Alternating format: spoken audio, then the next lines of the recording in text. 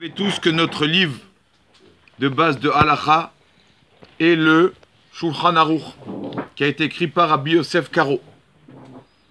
Comment ce livre a été écrit? Comment le Rav Yosef Karo a-t-il décidé de trancher comme ça ou comme ça la Halacha? Rav Yosef Karo avait 3 rabbanim et il regardait l'avis de ces 3 rabbanim. Et si par exemple ces 3 rabbanim disent comme ça, il marquait la halakha dans le Shulchan Aruch comme ces 3 rabbanim. S'il y avait 2 contre 1, il allait d'après la majorité. D'accord? Parmi ces 3 rabbanim. C'est qui ces 3 rabbanim? C'est le Rif, Rabbi Yitzhak El-Fassi, c'est le Rambam, Rabbi Moshe ben Maimon, et c'est le Rosh, Rabbeinu Asher. Donc ces 3 rabbanim, vous imaginez donc le poids qu'ils avaient dans la halakha. Si le Shulchan Aruch les prend comme décisionnaires, d'accord, ces 3 rabbanim, c'est que c'était vraiment, on les appelle les 3 Amoudei Aoura, c'est les 3 piliers de l'enseignement. Donc un de ces 3 rabbanim, le Rosh, Rabbeinu Asher, c'est aujourd'hui sa Iloula. Aujourd'hui la Iloula de ce tzaddik. Donc comme c'est sa Iloula, et il a écrit beaucoup de livres. D'ailleurs, vous le voyez tous à la fin de chaque Gemara, il y a, vous voyez Rabbeinu Asher, c'est le Rosh, d'accord, c'est ça son livre. Il a écrit plusieurs livres. Un des livres qu'il a écrit, il a écrit aussi un livre de morale. Un livre de morale, parce que la personne, il peut étudier des années. Mais s'il ne fait pas de la morale avec cela, alors ça ne peut pas avancer. On a besoin de morale pour nous réveiller, pour enlever notre routine. Il a écrit un livre, et ce livre a été séparé, partagé un peu plus tard, en 7 jours, en 7 parties. Et donc, Bezrat Hashem, je vais faire très très vite. Je vais lire un peu la première partie, la partie du dimanche.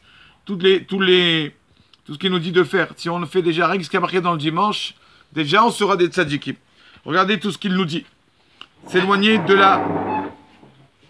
l'orgueil au maximum, de l'hypocrisie, du mensonge, de la moquerie, de ne pas colporter, de ne pas s'énerver, de s'éloigner, de ne pas voler les créatures, de ne pas être jaloux, de ne pas donner de surnom à ses amis, de ne pas raconter la chanara, de ne pas s'asseoir avec les moqueurs, de ne pas s'asseoir à la synagogue avec des personnes qui parlent, ne pas regarder une femme qui n'est pas sa femme, ne pas, comment on dit, manquer le kos el bracha, ne pas parler depuis Baruch Shama jusqu'à la fin de la Hamida, ne pas parler pendant la Chazara, ne pas parler pendant le Hallel, ne pas parler pendant la lecture de la Torah, ne pas manger du pain qui a été cuit par un non-juif, du moment que tu as dans la ville un pain d'un juif, ne pas manger une seudat tarishut, un repas pour rien. Il faut que ce soit un repas de mitzvah, dans ces repas tu chantes des chansons de Torah, des paroles de Torah, un siyum, tout ça. Ne pas parler pour rien. S'endormir en divrei Torah. S'endormir avec divrei Torah, pas s'endormir avec un film. Ça, c'est pas lui qui le dit, hein, ça c'est entre parenthèses, le film. Mais comme ça, ils disent s'endormir avec divrei Torah. C'est ça que les gens, ils ont l'habitude de dire le verset Torah tiva lo Moshe morachak elat Yaakov et s'endormir avec ce verset. Et c'est le Shabbat de le recevoir tôt. Voilà. Quand arrive le moment de la tefila, laisse tout tomber, tu pries.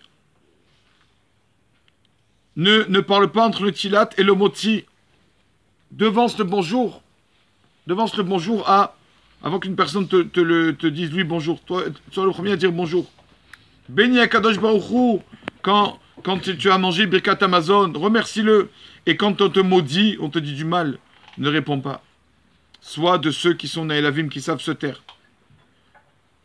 Éloigne-toi des serments et des vœux, parce que, malheureusement, l'oralenu, par la faute des vœux, alors les enfants de la personne, l'oralenu, quittent ce monde, jeunes. Éloigne-toi de la rigolade et des nerfs, parce que quand tu t'énerves, alors ça balbel, comme on dit, ça embrouille l'homme. Et essaye de servir Hachem avec amour, pas par crainte. Aime Hachem comme dans le Kira Shema, de tout ton cœur, toute ton âme. Et quand tu dis de